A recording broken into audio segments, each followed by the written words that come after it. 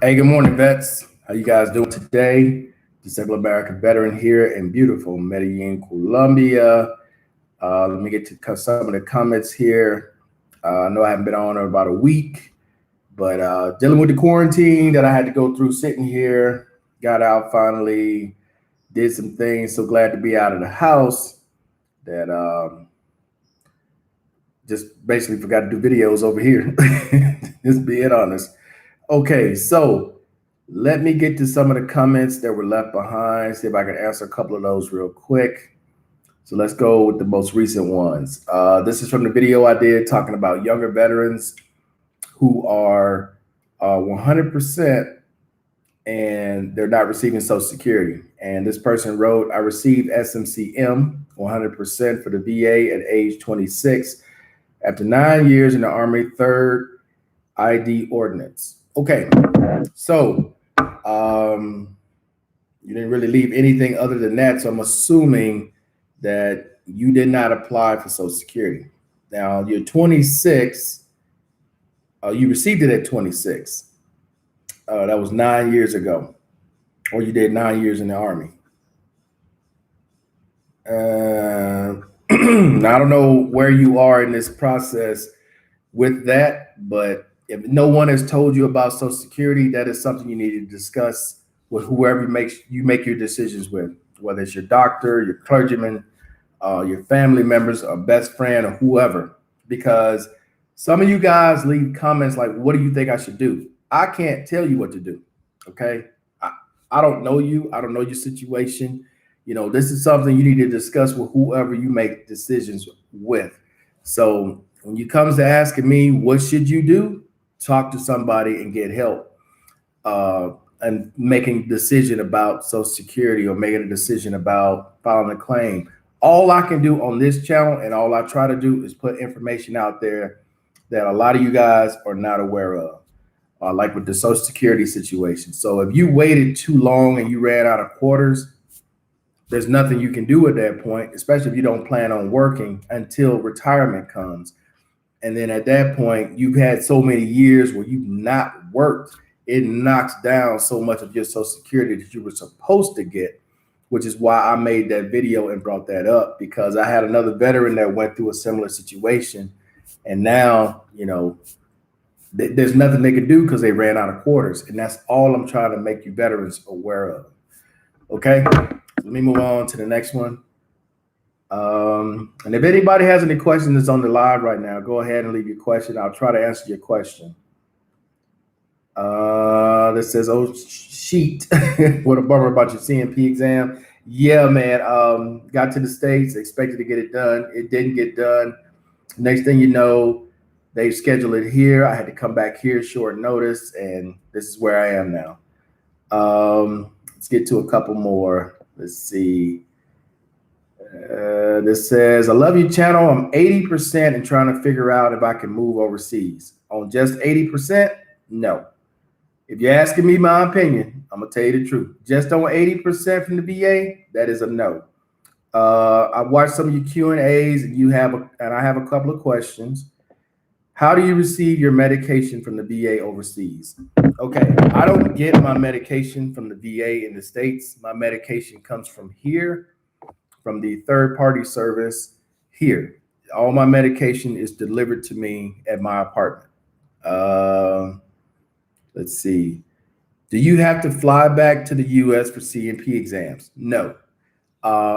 Doesn't matter what country you're in, as long as there's a U.S. embassy or a U.S. consulate, they have representatives there for the Department of Veterans Affairs as well as Social Security. So regardless of whatever it is, if you're in that country, you live in that country, the VA, the Department of Veterans Affairs in the States can get it done. So what they normally will do is have you go to the embassy, pick up the paperwork to give to whatever doctor that's doing the exam in that country. That's how they get paid. And that's it. You don't have to leave the country in order to get it done unless it's something specific that you need to get done. And most of the time, they'll set it up for you to go back to the States. Sometimes, not every time. Sometimes they want you to provide your own transportation there, depending on what it is. But the majority of the time, it will be done in whatever country you're in. Uh, let's see. The VA sends me a ton of mail. How do you receive your mail while overseas? I receive my mail through a service called Envios Market. Okay. They're basically like mailbox, etc. Now, recently I stopped ordering stuff through them, but all my mail still goes to the Miami address, and then it comes here about 7 to 10 days after it arrives in Miami. And it's not free. That's the other thing. There's a lot of cost living overseas that you don't get when living in the States. So the mail that I receive here, I usually get a stack, and it's anywhere from $5 to $6, and it's delivered right here to the door.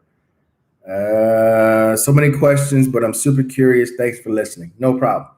Now, let me say this to you, sir, and to a lot of you veterans out there, because there's a lot of channels out there that tell you guys you can live on $500, $800, $1,000, $1,200 a month. And a lot of people just look at the cost of living that the locals live on in a particular country. Okay. I want you to really look around your house or wherever you're living, your apartment, your mom's basement, wherever the hell you're living. Okay. Look at all the conveniences that you have, because one of the worst mistakes people make when living overseas is they try to look at what people there live on and compare it to what they're receiving. Biggest difference is they're living a lifestyle that fits their country. You're living a Western lifestyle. Little things that we take for granted, like mail. Nobody never questions where that mail is going to be. You know it's going to be in your mailbox, your P.O. box, or whatever. Your mail is there. There's no cost for you getting letters. There's a cost here. Okay? Little conveniences that we take for granted in the U.S. When you live overseas, you notice you ain't getting those same level of conveniences here, especially if you're going to live in areas based upon the local average income, because a lot of these locals do not get a lot of the conveniences you have in the US. So I always try to tell people, don't sit there and listen to these YouTubers telling you $1,000 is enough. $1,000 is enough for them to live the way they're living, which is usually either in a room or in an area that they're not going to show you outside because they don't want you to know where they are. That's what they're telling you. They're not showing you the entire picture. So on an 80%, which is what, $1,500, $1,600 a month? No, I don't advise that at all. I would tell you to visit the country, look at areas that you would think about living in the country before making a decision to move to a country on that little bit of money. Because if an emergency comes up, you don't have the money to do anything. If that check comes late or doesn't come at all, there's a problem with your account, you're a mistake away from being in the streets. Then what? That's the thing people don't think about with these minuscule amounts. $1,500, $1,600, that is enough to get your ass here and to get you stuck in the house. What kind of life you plan on having with that kind of money? After you pay rent, after you buy food, what do you think you're going to have left to do what? What? In the US right now, you can jump in your car, go anywhere. You can, do pretty much anything, which transportation here is pretty cheap. If you're taking the bus and all that kind of stuff. But that's no kind of life, dude. I don't know what your situation is in the States, but I guarantee you, people who live here and the situation you get ready to come to will trade with you in a heartbeat to take your situation. So you should think about that before you all jump up and watch a $800 a month video about how they're living. They ain't telling you every situation. They're just painting the rosiest picture that they can paint to get you to watch. I'm going to tell your ass the truth, whether you want to hear it or not. That's not enough money for you to live on coming from the West. Not enough. Let's see. Good morning, Serge. How you doing? Good day to your brother. Enjoy that football today. Oh, yeah. What's up, man? How you doing? I filed for Social Security in December, just awaiting the process. Okay. All right. Yeah, it can take a while. I don't know what state you're in, but it can take a while. Let's see, man. I've seen many of those channels in lab. None of these dudes are even living there anymore. People better not buy into that. They do. Unfortunately, dude, this question I get a ton, not just on my other channel, but on this channel. And it's a shame that people put that out there that they can live on, you know, $1,000, $1,200 a month coming from the US, where you have all those amenities in the US, and they never really think about it until they get here, and then they realize, shit, I ain't got hot water. Shit, I got this little ass refrigerator. How come this is like this? Why is this backwards? Why is this? They don't realize all that. Okay. Why don't have a window here? Why is there no exhaust fan in the bathroom? Why is this not like this? You're not going to a US when you go to the developing country. It is not the same.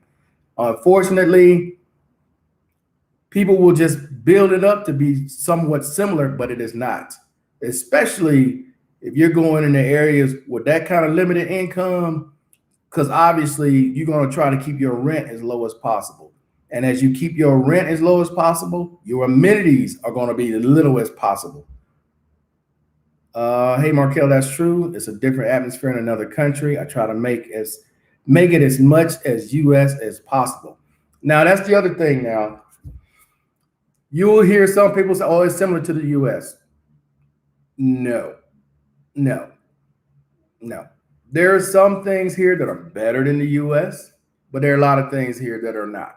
So again, you have to understand before you move anywhere, visit that country, stay there for a couple of months, then make a decision. Don't go off what somebody says on YouTube and you get over there and you get stuck, because that has happened to a lot of people in this country that I've met on the streets.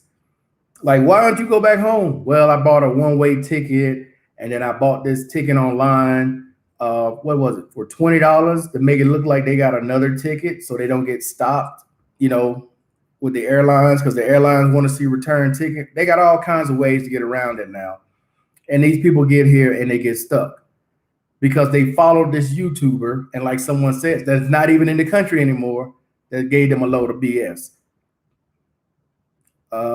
Aren't you worried about them stealing or losing important personal mail like credit cards, medical documents, etc.?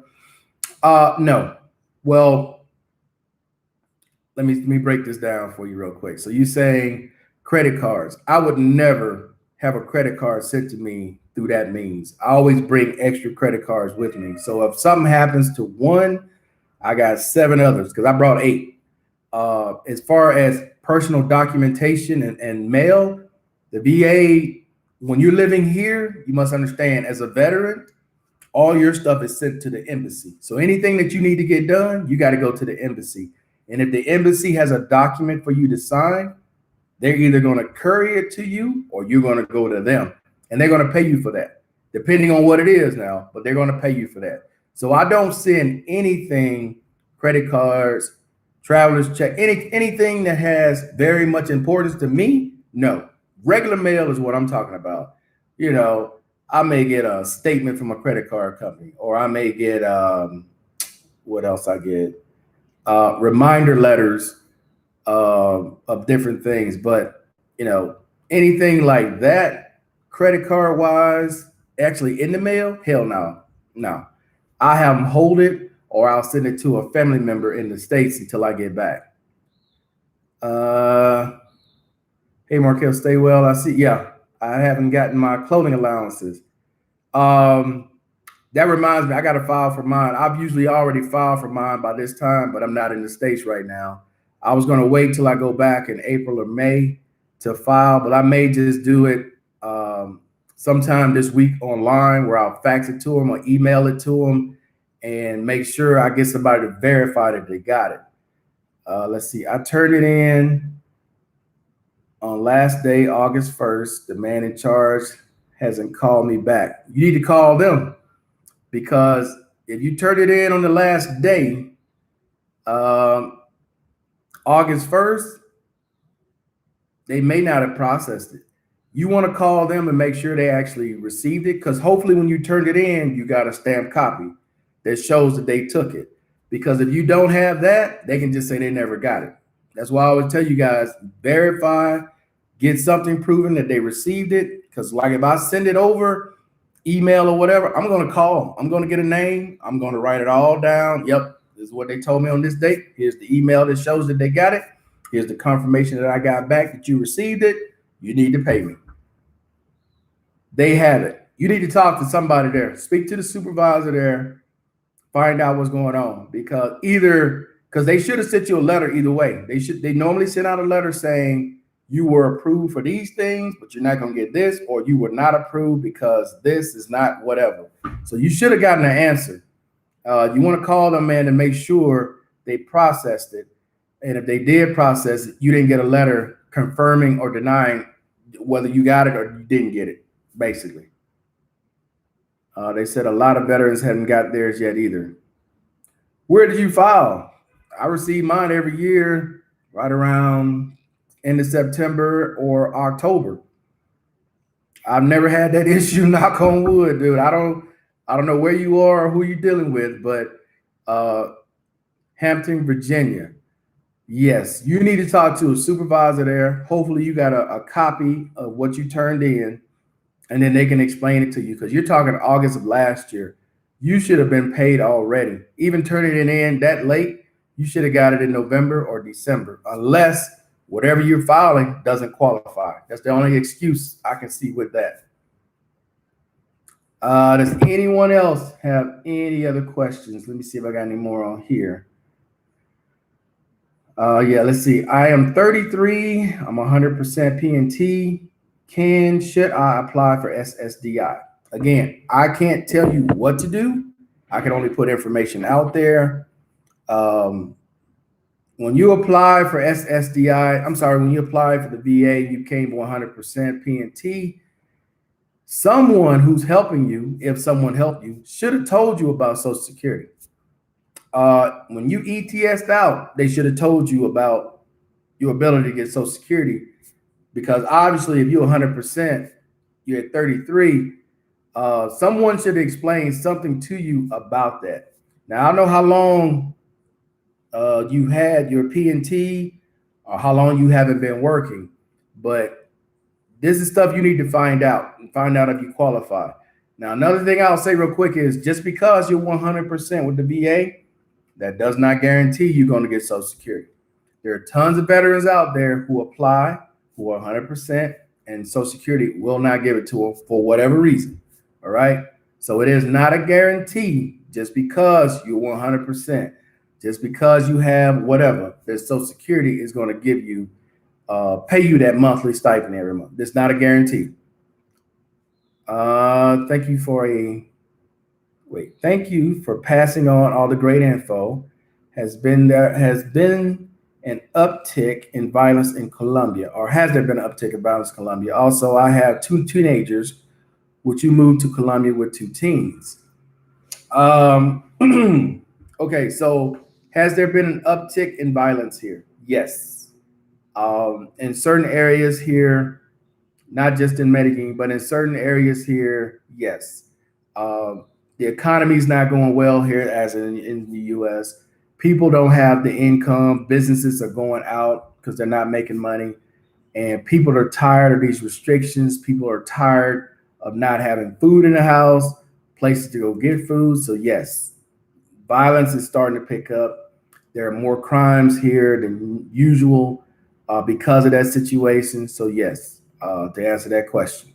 As far as if I would bring 2 teenagers to Colombia, honestly, I never thought about that. But as I've been here, you know what? I probably would, but it would only be in certain situations, in certain areas that I would live in here.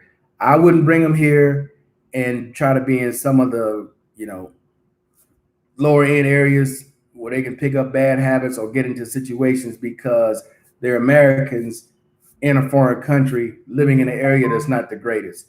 I would be somewhere like here, Poblado, San Antonio, or somewhere more upscale and put them in a private school. But that's me. Everybody has their different way that they look at it, but it wouldn't hurt to bring them here because the education here is actually pretty good. They have some of the top schools here, but That's definitely something I would consider. Yes, I'm 100% PNT. I'm currently looking for an SMC, and also am also going to have to go back to work for 2 years to qualify for 2,700 in SSDI as opposed to the 1,200 in SSI. Okay. Um, Wait. You're going to go back to work for 2 more years to qualify for the 2,700 on Social Security disability, opposed to the 1,200 you're going to get on Social Security.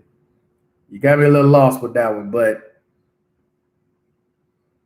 if you're going to work, if you can work, then how would you qualify for SSDI? Is where I'm confused.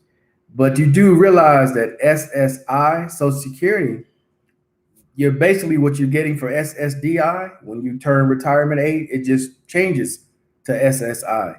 It doesn't, it's not like you're gonna get any more or any less. Whatever, if a person is on disability right now, okay, and they're getting real close to retirement age, it just goes from Social Security disability to Social Security retirement. It's not like you get this huge amount and it changes.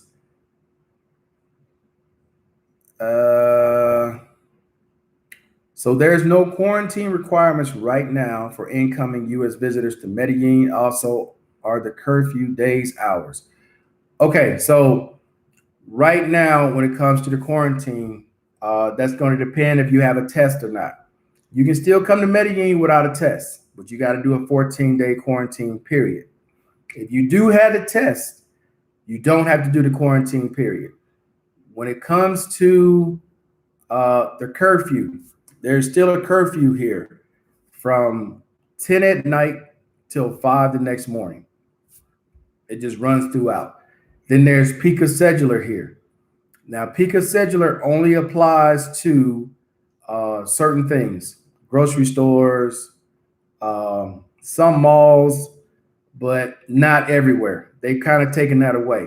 So there are still curfews, there are still some restrictions, but it's not as bad as it was before. Now, could it go back? Yes, because the ICUs here are on very high alert. We're on red alert with the hospitals here. So could that change?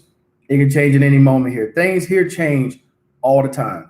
So what is this week may not be the same next week, and so on and so forth. So, but for right now, yeah, things are pretty chill. But that curfew is from 10 at night till 5 the next morning.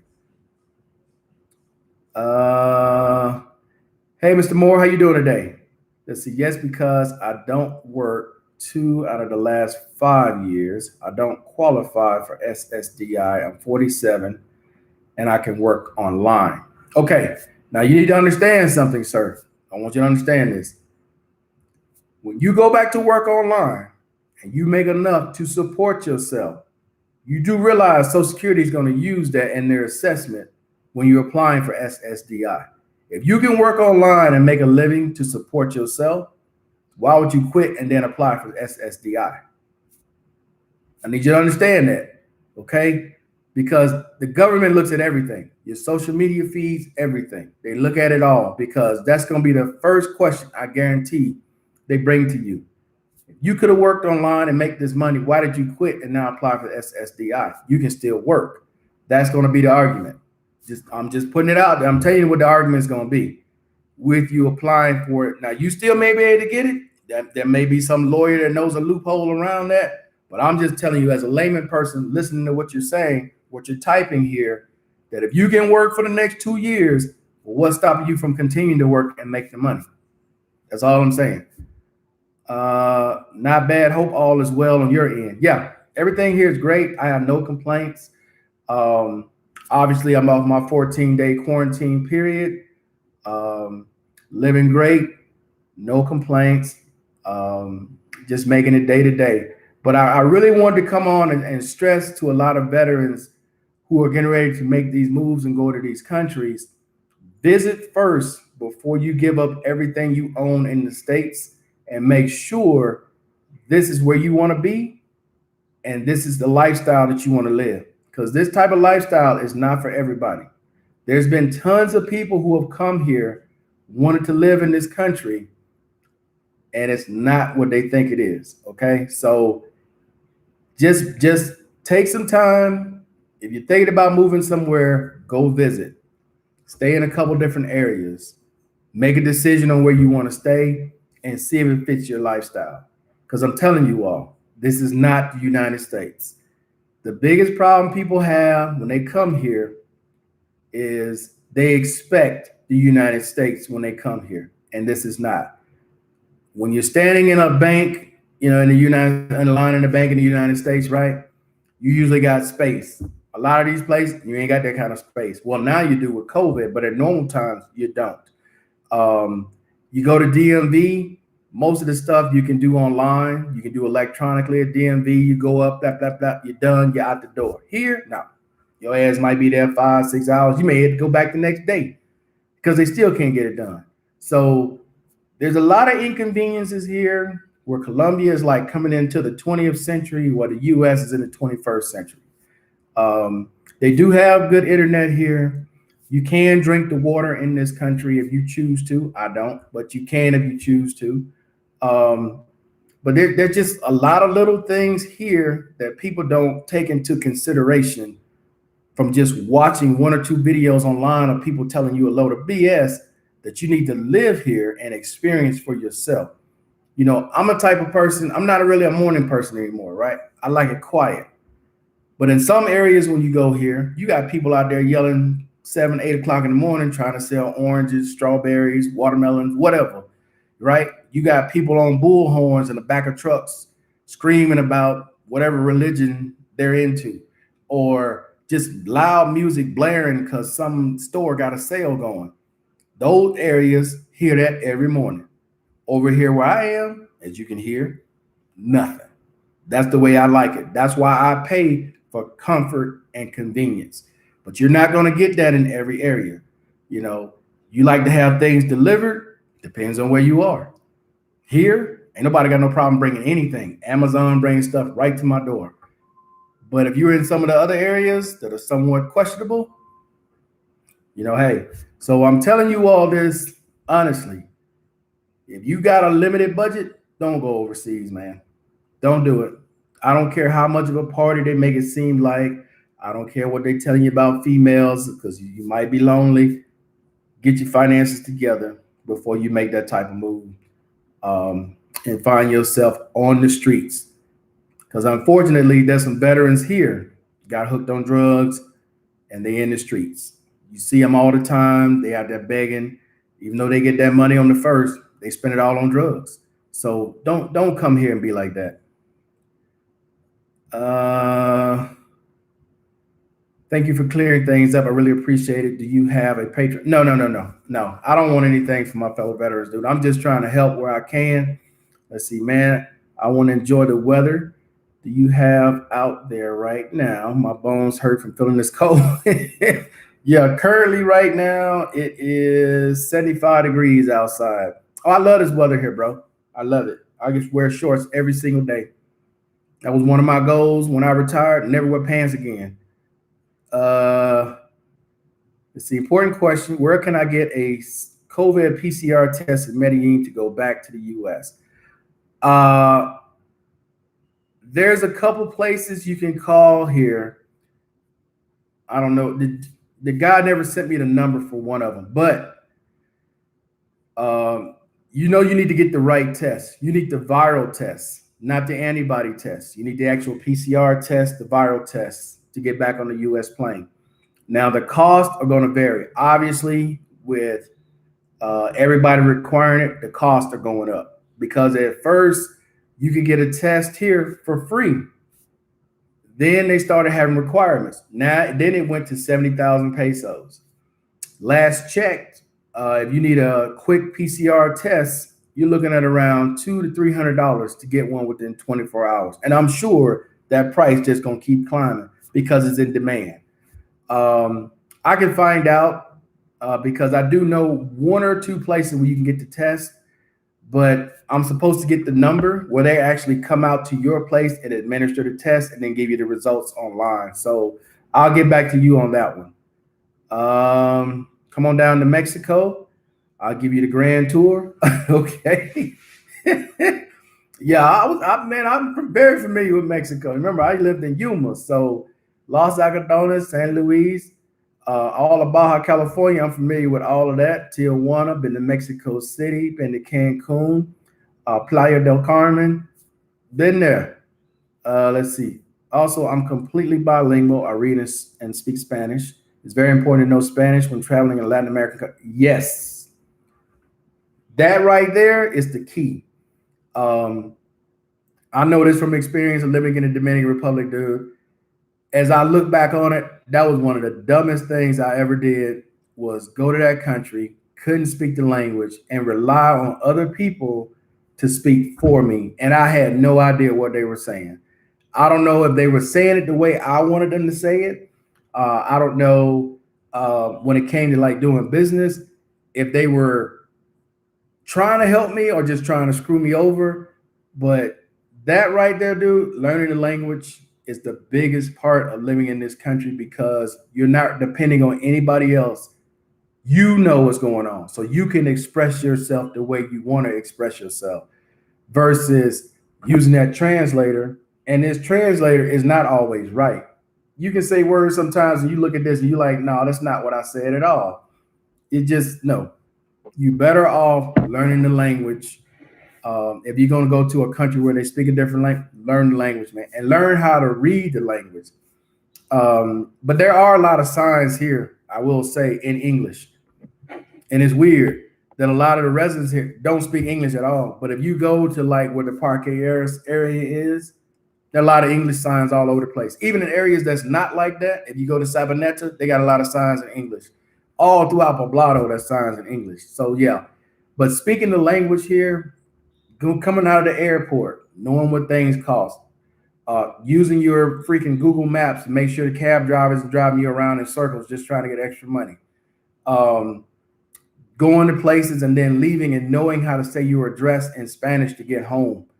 You know, just little things like that, they go a long way. Hi there, I filed for aid in attendance, denied. The VA did surgery, but been partially paralyzed, fighting for back pay. Should I go after disability, PTSD, and appeal or file for a new claim? Okay, in your situation with this, you file for aid in attendance. Why did they say they denied you? They did surgery and you're partly paralyzed. Okay, sounds like you need to get an attorney. You need to either find an advocate that works for free, or you need to find an actual attorney to help you. Because, first of all, you need to figure out why you were denied. They gave you an explanation in the denial letter. Not service connected. You're not service connected. So you're just on the what do you call it? For low income.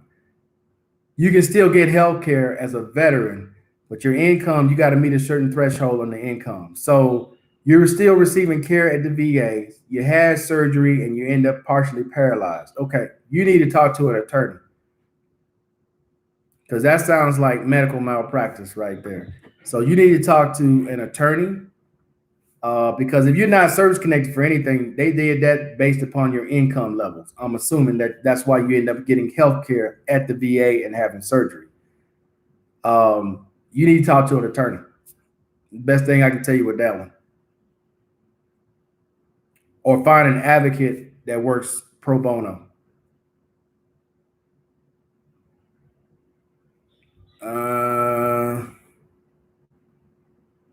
Home health care?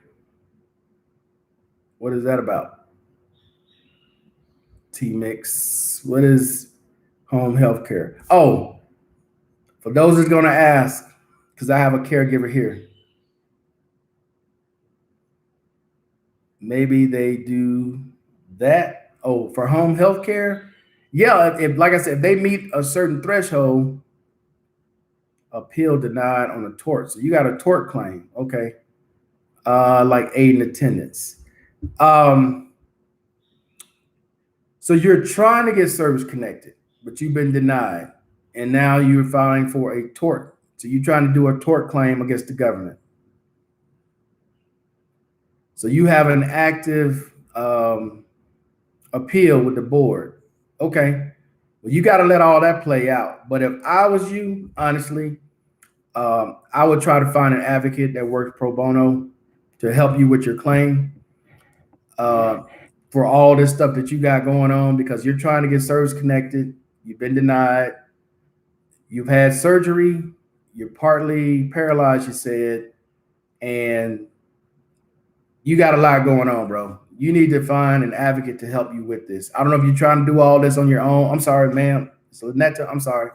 I don't know if you're trying to do this on your own, but you need to find an advocate, because you look at how much time all of this is taking. Because one of the things that they try to do is discourage you from filing by keeping this time frame going. As these years go by, they hope you just give up. You need to find somebody that's going to fight for you, other than you just trying to fight the government itself. So find an advocate, or try to find an attorney that works pro bono, or find a service, or go to one of these Disabled American Veterans, American Legion, to try to help you with your claim, because it's an uphill fight. You trying to do it all on your own. You need somebody to fight for you, and it's a hard battle to do it on your own. Let me see. You were saying home health care. Oh, that reminds me. For those of you that's going to move overseas as a veteran, you need to understand what all of your rights are when living overseas, and all the things that you're entitled to when living overseas. There are some disabilities you can only get living in either the U.S. or U.S. territories. So when you get ready to make that move, understand that if you ever become where you need aid and attendance, that's separate, okay?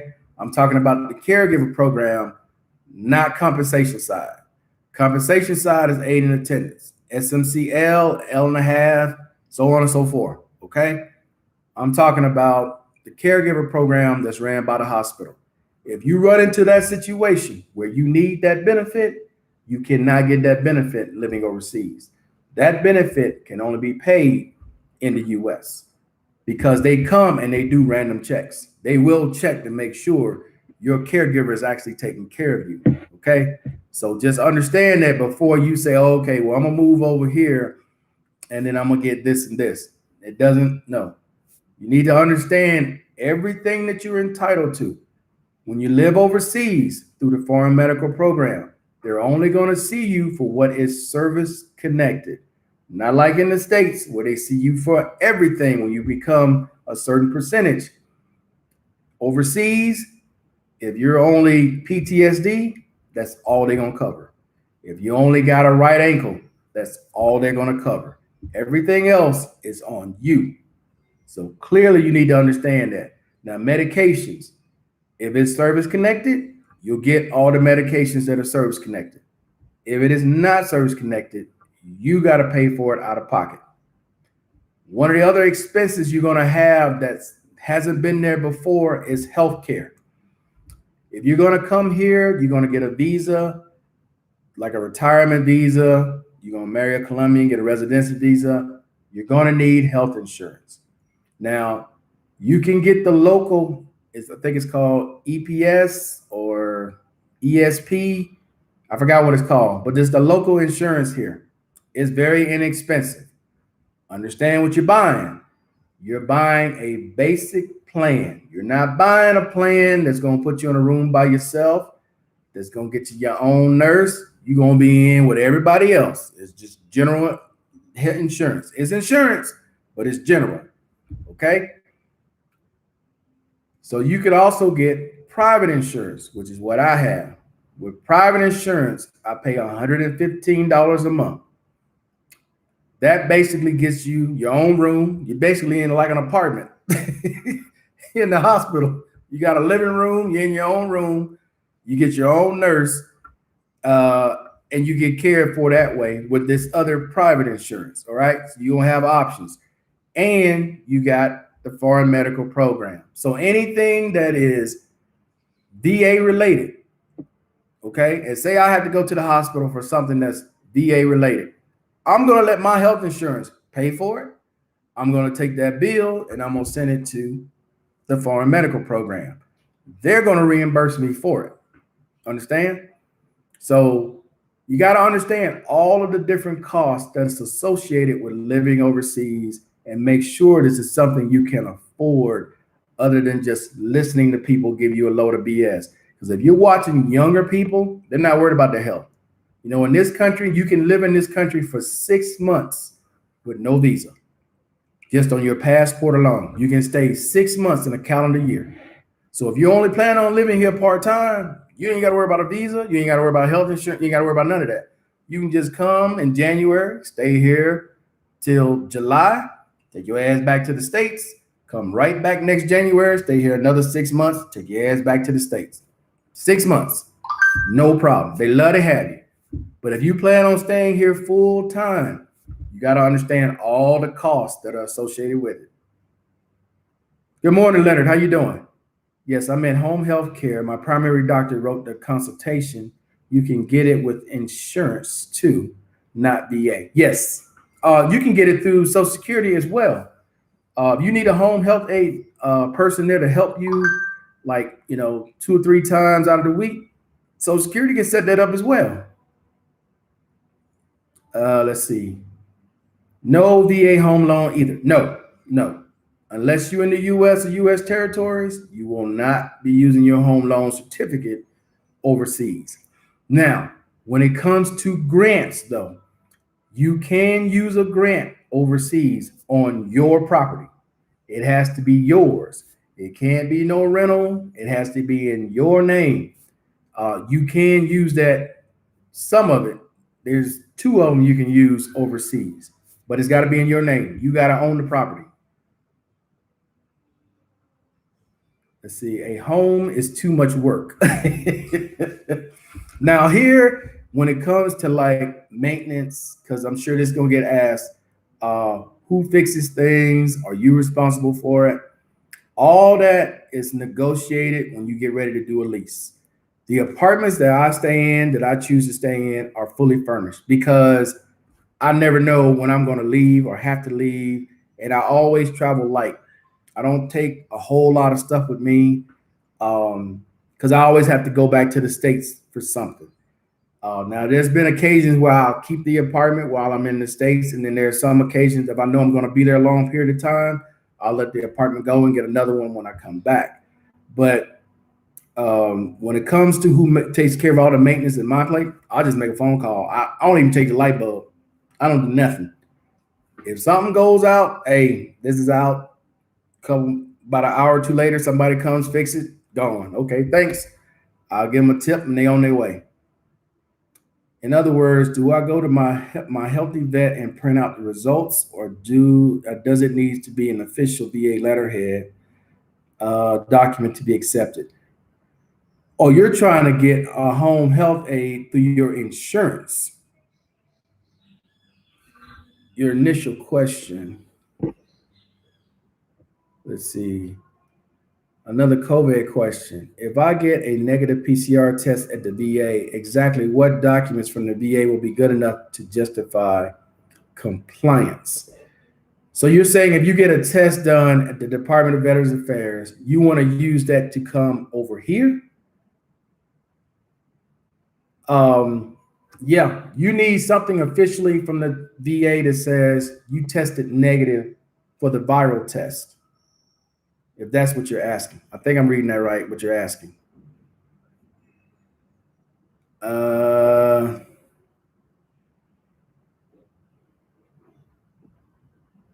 you go to My Healthy Vet to print out the results? You can. If they put it in there, yes, you can use that because all they need is something official that shows you took the test and you have a negative test result for it. And it is a viral test.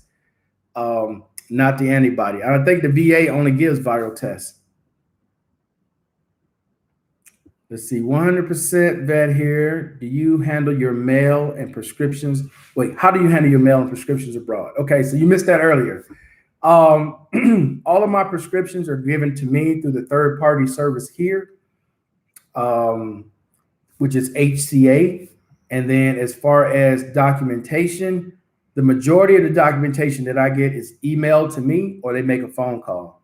So I don't get anything mailed to me pretty much anymore other than reminders from the states that goes to my Miami address because I use the mailbox service here called MBO's Market.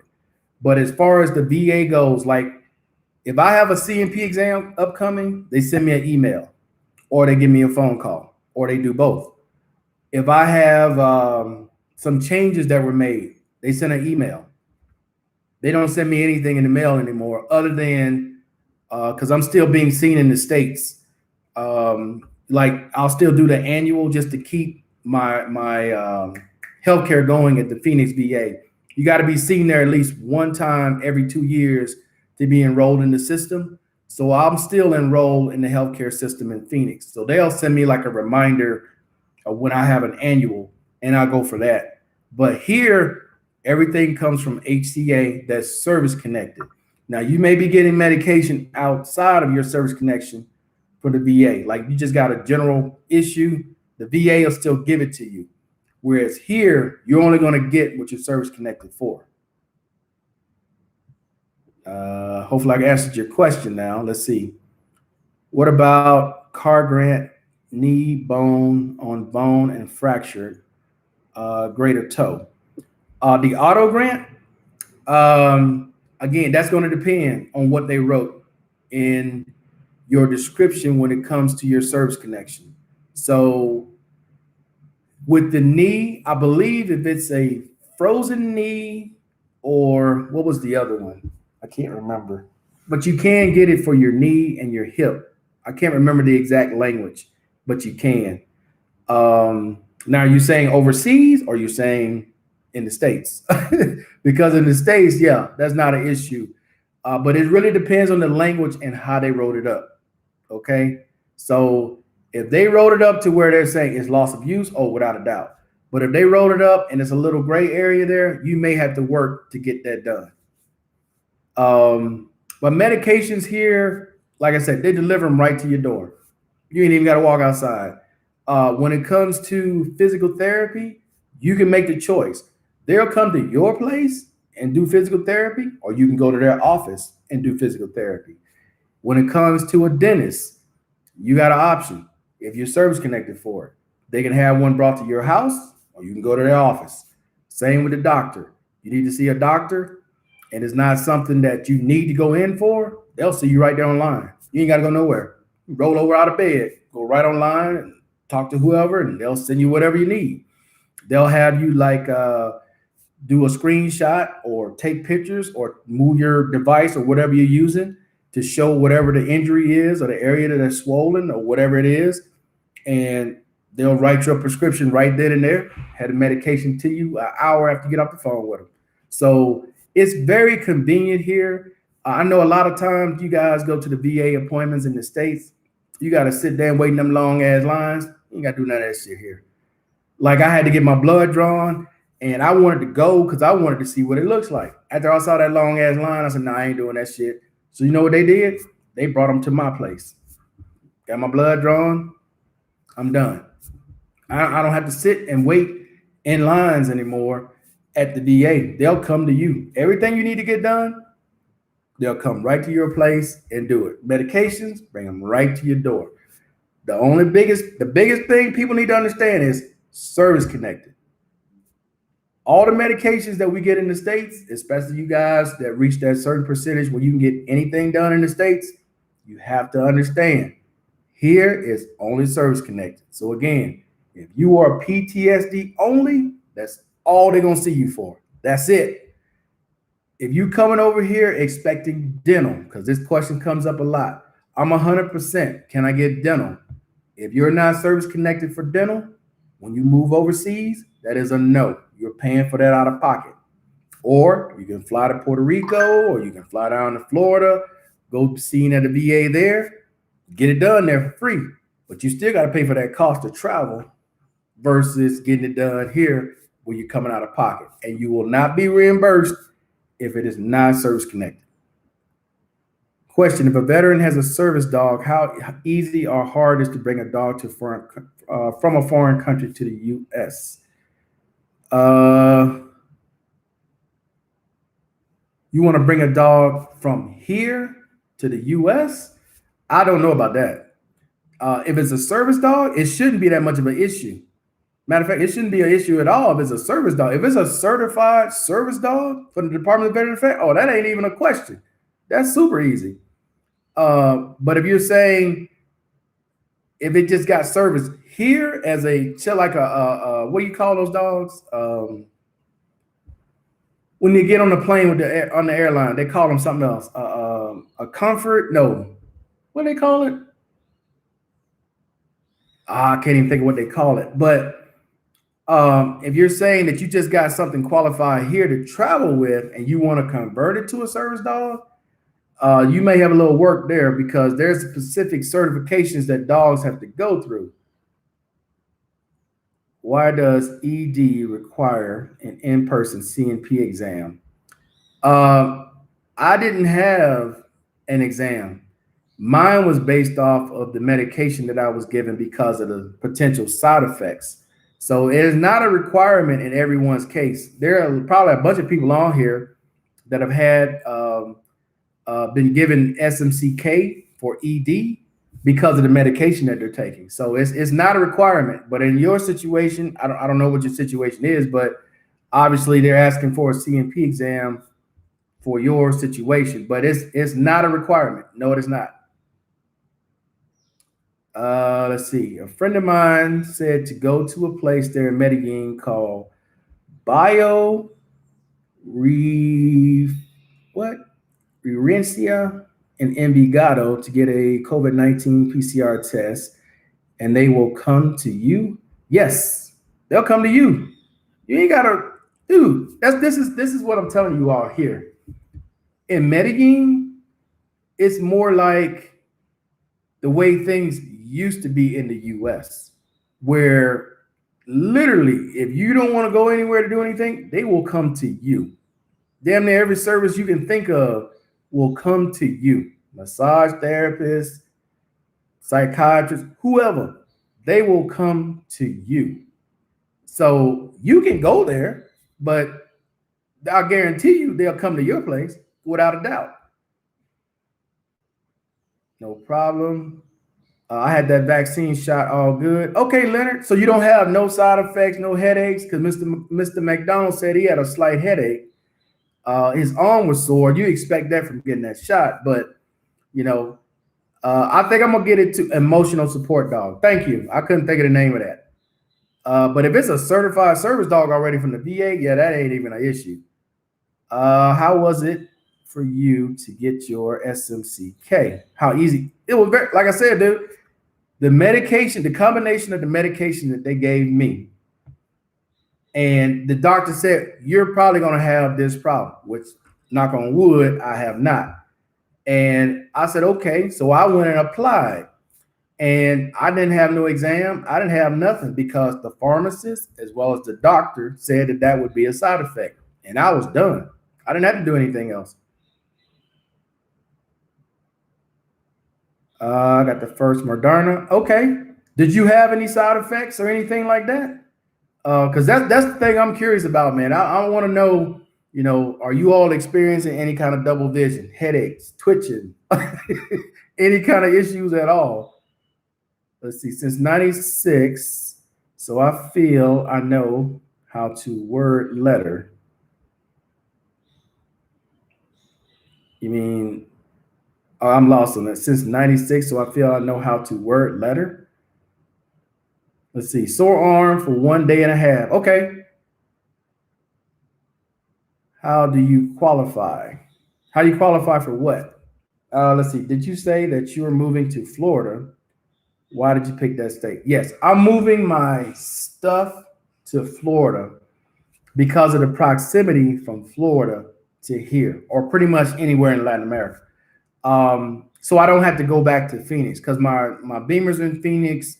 The little stuff I got left is in Phoenix and it's all in storage. So I'm just going to move that from there to here. So I can just make a 3.5 hour flight and I got a vehicle in Florida. I don't have to rent anything versus 3.5 to Florida, sit in the airport for 2 hours, then a 5 hour flight to Phoenix, right? That's like, nah. I can eliminate that 5 hour flight. So when I go back in April or May, I'm just going to drive it down to Florida, put it in storage, do the same things that I'm doing in Phoenix, and just be in Florida and be done with, you know. But Florida offered a lot of benefit for veterans because I know at some point I'm going to end up living back in the States because of the caregiver program, the way it's currently set up, unless legislation changes. That's where I'm currently going to be. But Florida has, no state tax. Veterans can buy a home, no taxes. License plate, all those different benefits. You got to look at each state and understand that, am I going to benefit most from being in this state, or am I benefit from being most in this state? If Texas was closer, I would prefer Texas or New Mexico. But because Florida is literally right here, that's kind of a no-brainer for me to pick Florida. Let's see. My side effects were a sore arm for 2 days and fatigue, bed rest. Wow. Okay, so you experienced fatigue. Okay. Yeah, I'm trying to understand all these different side effects, man. So a service dog, how do you qualify for a service dog? There's tons of information online about qualifying for a service dog, but if you're interested in a service dog, you first need to start with your primary care. Let them know that. They will then refer you to a different department. I think it's either in prosthetics or, man, my memory is so bad right now. I'm pretty sure they're going to refer you to prosthetics, if I'm not mistaken, if they think you need a service dog. Okay. That's the first step. Talk to your provider, whether it's primary health care or your psychiatrist first. That's your first step to getting started. Let's see. I don't want to risk my 100% PNT with SMCS just to try to get another 110 a month for SMCK. They're not going to, I'll put it to you this way. I have SMCS. I have SMCK. I'm currently trying to get SMCL and a half. That's what my CMP exam is for. If you have something that is wrong with you, okay, I didn't even know about this because they told me to apply because of the side effects. That's the only reason I went, because all my documentation was there. I had no exam, so it was a no-brainer for me. But yeah, I would not just be randomly filing things just to file them without medical evidence. That's where you're taking a risk. There are tons of people out there that hear that someone's getting, 42 or 4,500 from the VA, and they go, oh, okay, I want to get there too, and they just start filing claims for no reason. That's when people start looking and digging through and saying, oh, okay, well, why did they get this? They shouldn't have got this. They should have got this, and then they go from 100 to 80% or 90%. But what is a situation where the doctors have said this is going to be your situation? That's a no-brainer, okay, because the documentation is all there.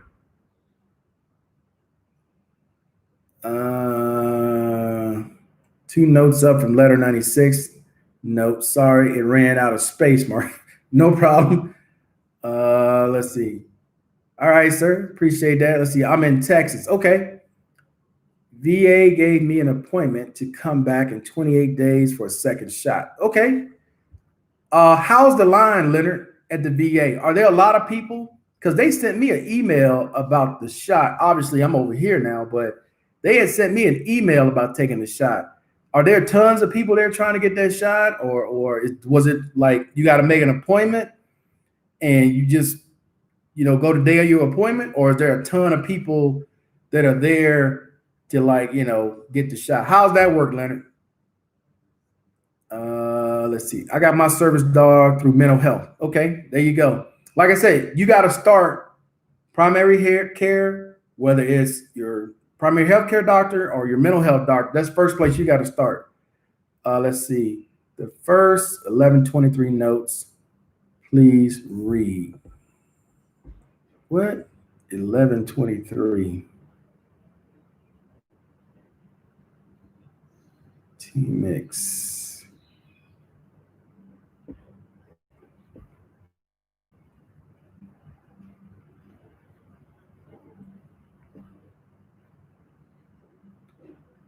Bro, write that again. I'm lost. I'm lost on what you're saying. I'm sorry.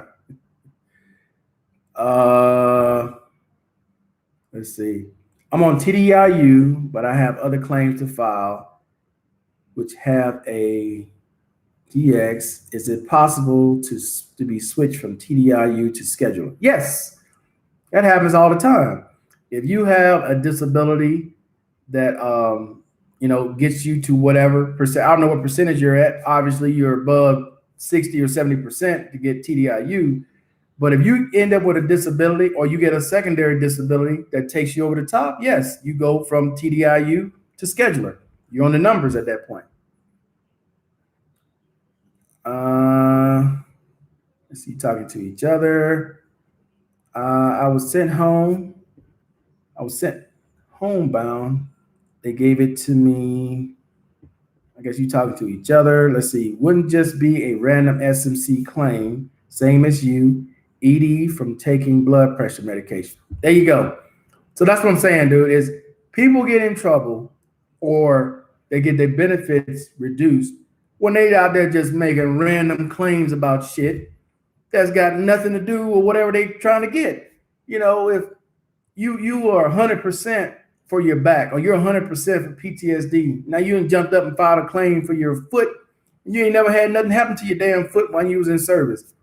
What, and they just keep filing over and over and over because they're trying to get the auto grant. And finally they look at that shit and go, okay, since you conscious enough to do all this shit, how about we get your attention and take something away? You understand what I'm saying? So it's only when people try to go too far with it and just throw in random crap that has absolutely nothing to do with what's going on with them currently is when they get in trouble. Because the people at the VA, they notice that shit. Like, this fool keeps filing for this shit, and you know damn well he don't qualify for it. That's how they get your attention.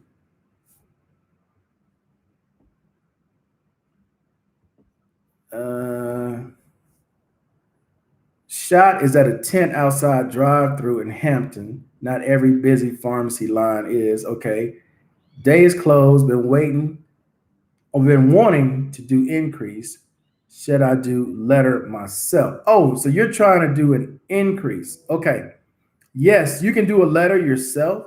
If there are advocates in your area, or if there's, some of the service organizations in your area, I would talk to some of them, because organizations like the American Legion, they got a direct link to the government's information.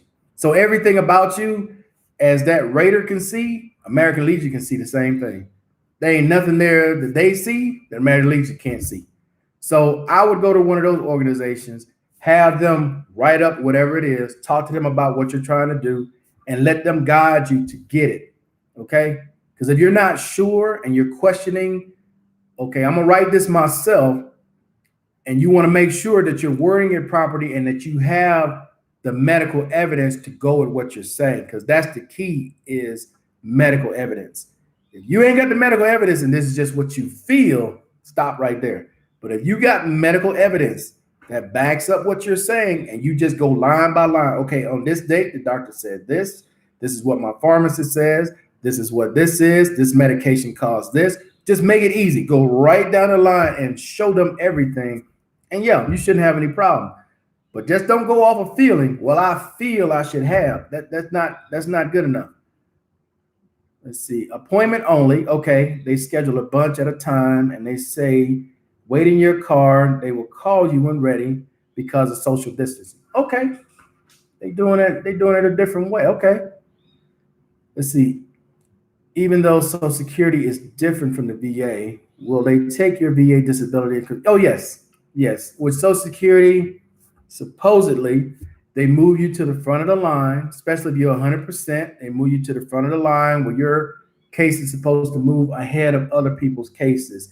And yes, they do take your service connection disabilities into consideration. Here's another thing with Social Security that you guys need to realize also. You can submit more than just your VA stuff to Social Security. Social Security looks at everything. Everything. If you were recently involved in a car accident and messed your back up, And even though you're 100% with the VA, you want to put that information in for Social Security purposes. They look at everything, dude. Don't just limit what's going on with you with just VA service connection. If you got stuff outside of service connection that you're being seen for, let Social Security know everything. That way, you paint that picture. I can't do nothing because of my back, even though I'm not service connected for my back. I'm still being seen by whoever because of my back. Understand what I'm saying? So Social Security looks at it all, not just VA, everything.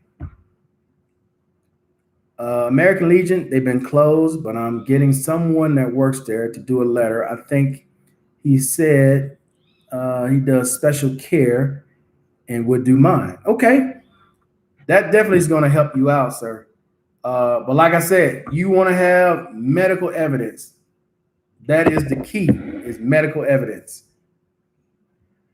All right, guys, I've been on for a minute, man. I'm gonna start trying to do this, man, every week. I know I say that and I kind of slack off, but I'm gonna try to do this, man, because I think people are getting a lot out of this when we do these talks. And you guys provide information like Leonard and I forgot the other person that got the shot, letting us know how the process works, how everything goes. Did you leave a message? Mr. Collins. Bro, I'm sorry. This thing will scroll up, and I guess I'm missing them. I don't even see your. Can you write it again? I'm sorry, I didn't see yours. And I know you wanted me to talk about. Damn, I can't even. Man, I'm taking my memory so bad right now. I told my cousin that was Social Security. Yes, the key. Social Security looks at everything, bro. Every single thing. Do not just limit yourself to just VA connection. Whatever you got a bad hand, ain't service connect. Let Social Security know. Whatever it is, let them know.